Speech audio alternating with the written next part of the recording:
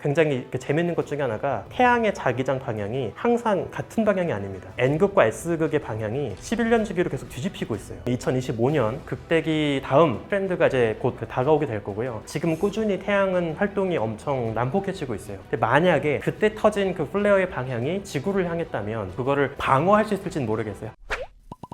네, 안녕하세요. 저는 은하를 연구하는 천문학자 우주먼지 지용배입니다. 일단 태양은 우리가 지구에서 볼 수 있는 가장 가까운 거리에 떨어진 별이죠. 태양은 그나마 거리가 가까운 가장 유일한 별이다 보니까 그 표면을 볼 수 있는 유일한 별이기도 해요. 표면에서 가스 물질이 어떤 식으로 들끓고 있는지, 또 내부의 물질이 어떻게 뜨거워져서 올라왔다가 다시 차가워지고 내부로 들어가는지, 이런 대류의 활동, 이런 것들까지 꽤 디테일하게 볼 수 있는 이제 거의 유일한 타겟이라고 볼 수 있는데, 이 태양에서는 꽤 강한 자기장이 형성이 되어 있습니다.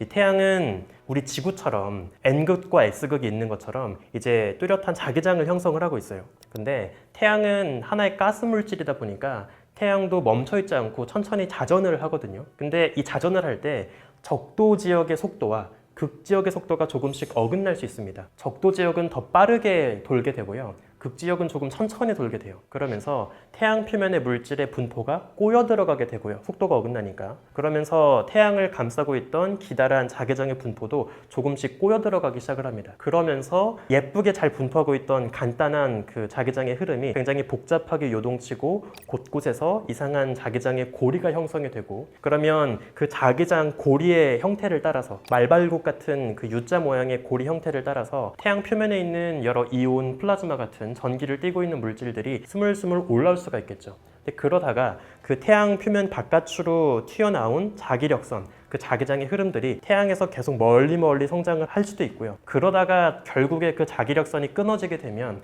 그때 끊어진 자기력선과 함께 멀리까지 날아갔던 태양풍 물질들이 그냥 그대로 빠른 속도로 이제 우주 공간으로 분출되게 되는 거예요. 그런 현상을 이제 우리가 태양의 코로나 물질 분출, CME 또는 그 태양의 플레어, 이런 식으로 이제 많이 부르거든요. 이런 식으로 계속 태양은 물질을 잃어버리면서 찔끔찔끔 다이어트를 하고 있습니다. 네, 그래서 이런 식으로 그 태양 표면까지 자기장이 이제 복잡하게 형성이 되면 되게 중요한 변화가 하나 생기게 되는데, 평화로울 때는 태양 내부에서 굉장히 높은 온도로 거의 수천만 도로 뜨거워진 그 물질이 표면으로 스물스물 올라오게 될 거예요. 그리고 표면에 올라오면 물론 우리한테는 굉장히 높은 온도이지만 거의 4,000도, 5,000도에 육박한 아주 높은 온도이지만 비교적 낮은 온도인 거죠. 태양으로는 낮은 온도가 되면 다시 아래로 떨어집니다. 이렇게 올라갔다가 내려갔다가 하는 그런 순환, 대류하는 그 구조들이 표면에 굉장히 많이 형성이 돼요. 약간 그 모습을 태양 표면 위에서 보면 어떻게 보이냐면, 우리가 그 물을 뽀글뽀글 끓였을 때 막 물이 대류하는 거를 위에서 보다 보면 여기에 작은 대류 세포 있고 여기에 작은 대류 세포 있고, 그래서 마치 쌀알들이 바글바글 모여있는 것처럼 보이게 되거든요. 뽀글뽀글하는 그 모습들이.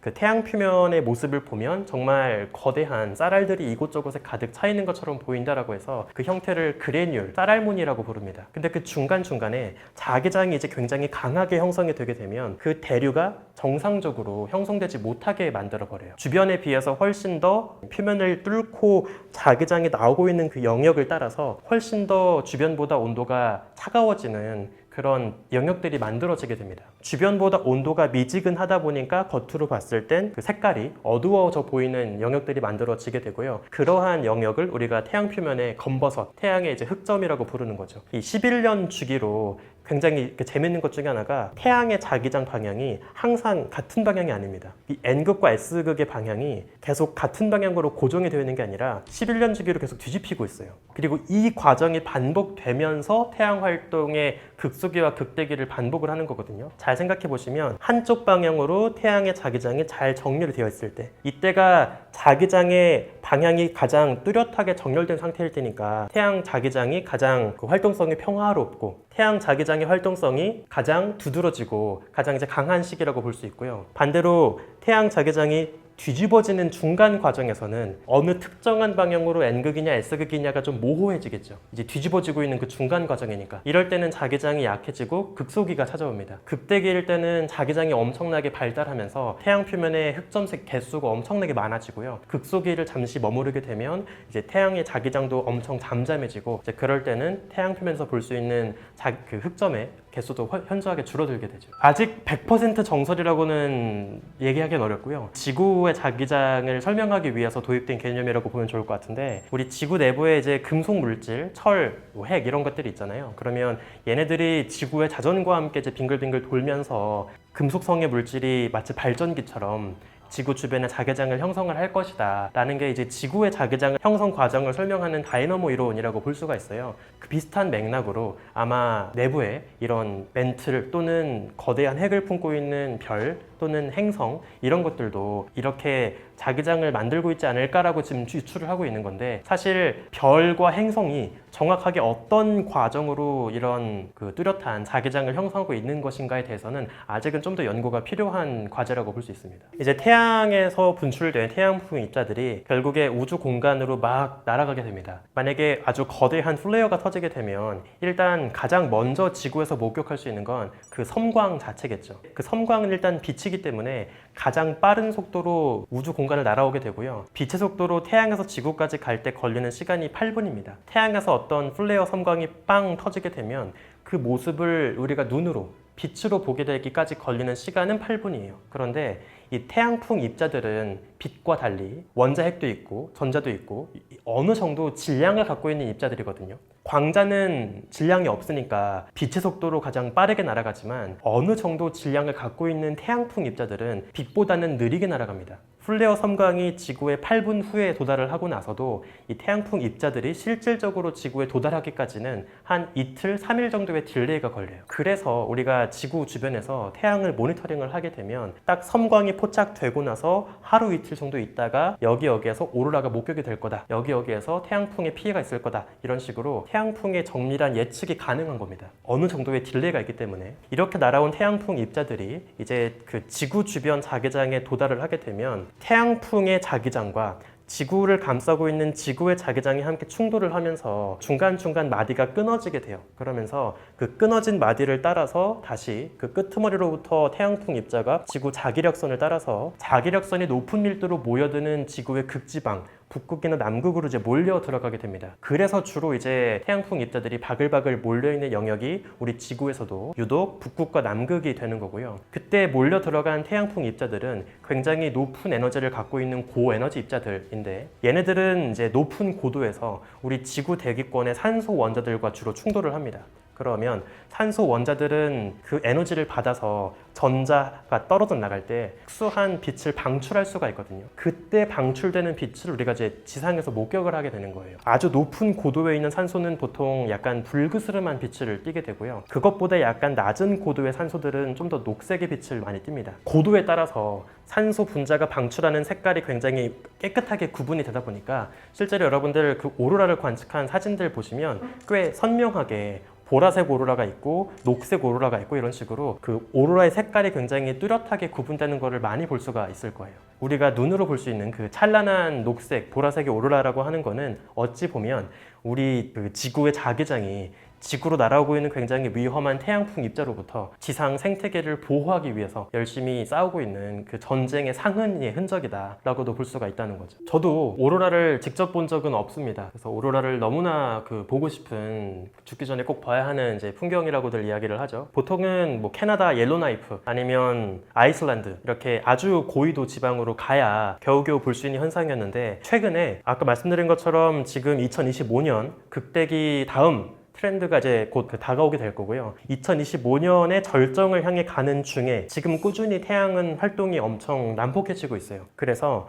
2024년도 5월 첫째 주쯤에 그때 이제 한번 엄청나게 강한 그 플레어가 거의 제가 기억하기로 7번 정도 연달아서 이제 터졌거든요. 근데 하필이면 이제 그때 그 플레어가 터진 방향이 딱 지구가 놓여있던 방향과 일치했습니다. 그래서 그 태양풍 입자들이 이틀 정도 있다가 이제 지구를 휩쓸고 지나갔고, 굉장히 많은 물질이 지구를 지나가다 보니까 최근에 이제 우리나라뿐만 아니라 뭐 몽골 또는 뭐 영국이나 미국 중위도 지역까지 굉장히 낮은 위도에서도 그 오로라가 이제 목격이 되면서 아주 많은 이슈가 된 사건이 있었죠. 평소라면 오로라를 보기 어려웠을 정도의 낮은 고도에서도 이제 오로라가 이제 목격이 되는 그런 꽤 놀라운 상황이 이제 벌어진 거죠.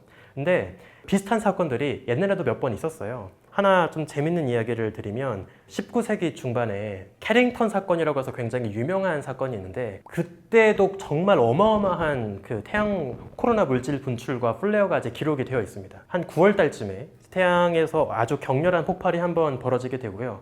그로부터 하루 정도 있다가 지구에 도달한 그 물질들이 지구에 깔려있던 여러 전기 시스템들을 다 망가뜨리고 그리고 정전이 벌어진다거나 이제 그런 굉장히 큰 혼란이 이제 벌어졌다라고 하는 그런 뉴스 기사들이 남아있거든요. 실제로 이때 얼마나 태양풍의 영향이 심각했냐면 이번에는 우리나라나 몽골 정도의 중위도에서까지 이제 오로라가 목격이 된 거잖아요. 근데 그때 당시 기록을 보면 거의 적도 지방까지, 그래서 뭐 콜롬비아 같은 나라에서도 오로라가 목격이 되었다라고 하는 기록들이 남아 있기도 합니다. 이 사건을 캐링턴 사건이라고 부르는데 심심치 않게 이런 태양풍의 난폭한 사건들은 지금도 꾸준히 벌어지고 있고요. 앞으로도 언제든지 벌어질 수 있기 때문에 천문학자들이 항상 태양을 감시하고 태양풍을 모니터링하는 그런 우주 날씨 예보 시스템을 계속 구축을 하고 있는 거죠. 지구 자기장이 만능은 아니죠. 당연히 뭐 영화 노잉처럼 아주 극단적인 정말 슈퍼 X급 플레어가 정말 벌어질지에 대해서는 조금 상상력이 필요하긴 하겠지만 그래도 위험한 일들은 계속 벌어지고 있어요. 제가 하나 좀 실제 사례를 말씀을 드리면 2012년에도 사실은 굉장히 아슬아슬한 사건이 하나 있었거든요. 그때에도 제가 알기로 지금까지 인류가 관측으로 기록한 것 중에 가장 역대급의 플레어가 태양에서 벌어진 적이 있습니다. 그때는 정말 다행히도 그 태양의 플레어가 분출된 방향이 지구를 향하진 않았어요. 지구가 이제 궤도를 돌고 있으니까 다행히도 지구가 아닌 다른 방향으로 플레어가 터졌습니다. 근데 만약에 그때 터진 그 플레어의 방향이 지구를 향했다면 지구에 깔려있던 여러 전기 기반의 인프라가 다 망가지고 지구를 돌고 있는 인공위성들도 굉장히 큰 피해를 받았을 거라고 아마 다들 생각을 했던 굉장히 역대급 플레어 중에 하나였거든요. 물론 이제 영화에 나오는 것처럼 그 행성이 정말 다 불에 휩싸일 정도로 그런 끔찍한 플레어는 정말 벌어지긴 어려울 거라고 생각을 합니다. 사실 그 정도의 플레어면 그건 플레어라기보다는 사실상 거의 항성 폭발이라고 저는 생각을 하기 때문에 그거는 조금 기대하기가 어려울 것 같은데 그래도 이제 인류가 지금 지구에 구축해 놓은 인프라 자체가 인공위성도 그렇고 전기 기반의 뭐 전신주도 그렇고 다 태양 플레어와 태양 활동에 아주 민감한 예민하고 취약한 인프라를 만들고 살고 있기 때문에 훨씬 더 과거보다 우리가 좀 더 걱정을 해야 하는 그런 시대라고는 생각을 합니다. 그렇죠. 네, 11년마다 계속 히스테리를 부리고 있는 태양을 곁에 두고 우리가 이제 항상 긴장되는 삶을 살고 있는 거죠. 당연히 대비는 하고 있어요. 사실 태양 폭발이 벌어진다고 해서 그거를 방어할 수 있을지는 모르겠어요. 하지만 태양풍이 벌어지기 전에 미리 우리가 예보를 하고 어느 정도 대응 전략을 짜는 그런 정도의 방식은 가능할 것 같아요. 그래서 지금 우리가 하고 있는 가장 최선의 방법은 쉬지 않고 태양을 모니터링하고 태양이 언제 어디에서 폭발을 하고 있고 어디서 난폭한 활동을 하고 있는지 이런 거를 감시를 하는 거고요. 네, 여러분도 집에서 간단한 링크로 들어가시면 나사나 아니면 우리나라 천문연구원 같은 기관에서 계속 모니터링해서 실시간으로 제공하고 있는 그 태양 모니터링, 우주 날씨도 계속 정보를 확인할 수가 있습니다. 만약에 내가 오로라 여행을 가겠다, 아니면 요즘 내가 좀 태양이 걱정된다, 선크림을 많이 발라야 할지 좀 걱정된다, 이런 게 좀 이제 신경이 쓰인다면 태양 활동 모니터링 데이터도 한번 확인해 보시는 것도 좋을 것 같습니다. 화성은 지금 지구와 다르게 과거에는 물이 있었지만 지금은 물도 거의 없고 대기권도 거의 없고 아주 척박한 이제 붉은 행성으로 남아있죠. 그 이유 중에 하나가 과거에는 화성도 자기장이 있었던 것 같지만 지금은 자기장이 이제 거의 없는 것 같다, 사라진 것 같다로 추정을 하고 있어요. 일단 몇 가지 좀 중요한 관측 이야기부터 말씀을 드리면 화성에도 수십억 년 전에는 자기장이 있었던 걸로 의심이 되는 증거들이 있습니다. 이제 최근에 그 2012년인가 메이븐이라고 하는 화성 궤도선이 날아가서 화성 주변에 자기장의 존재를 탐사를 한 그런 결과가 있거든요. 근데 그거를 보면 어떤 재밌는 거를 발견하게 되냐면 지구는 지구 전체를 도넛 모양으로 동그랗게 감싸고 있는 되게 거대한 뚜렷한 자기장을 우리가 발견을 할 수가 있죠. 그런데 화성은 그 정도로 뚜렷하고 커다란 자기장은 없어요. 특히나 화성 남반구 쪽에 가면 일부 지역에서 화성 표면 바깥으로 약간 버섯구름 모양으로 조금씩 새어나오고 있는 그런 고리 모양의 자기장의 흔적들이 발견이 됩니다. 우리가 이거를 우산같이 화성의 일부 지역을 자기장이 감싸고 있다라고 해서 우산 자기장, 엄브렐라 마그네틱 필드 이런 식으로 이제 부르기도 하거든요. 근데 이제 그런 거를 보면 처음부터 자기장이 아예 없었던 건 아니고 과거에는 자기장이 있었는데 어떤 모종의 사건으로 화성에 남아있던 자기장이 다 날아가고 일부만 이제 지금 남아있게 된 그런 게 아닐까라고 이제 유추를 하게 되는 거예요. 그래서 그런 몇 가지 가능성 중에 하나가 이제 뭐가 있냐면 일단 첫 번째로 화성은 일단 지구보다 사이즈가 작습니다. 사이즈가 작다는 건 화성 내부의 온도도 지구에 비해서 그렇게 높지 않다는 거고, 그렇다는 건 내부의 지질학적인 구조의 활동성도 지구처럼 활발할 수가 없다는 거예요. 아까 제가 소개해드렸던 그 다이너모 이론의 핵심을 보면 지구 내부에 뜨겁게 녹아있는 용융되어 있는 외핵 같은 물질이 지구 자전과 함께 천천히 돌면서 그게 발전기 역할을 하게 되고, 그래서 지구의 자기장을 유지할 수 있다라고 이야기를 드린 건데, 만약에 화성은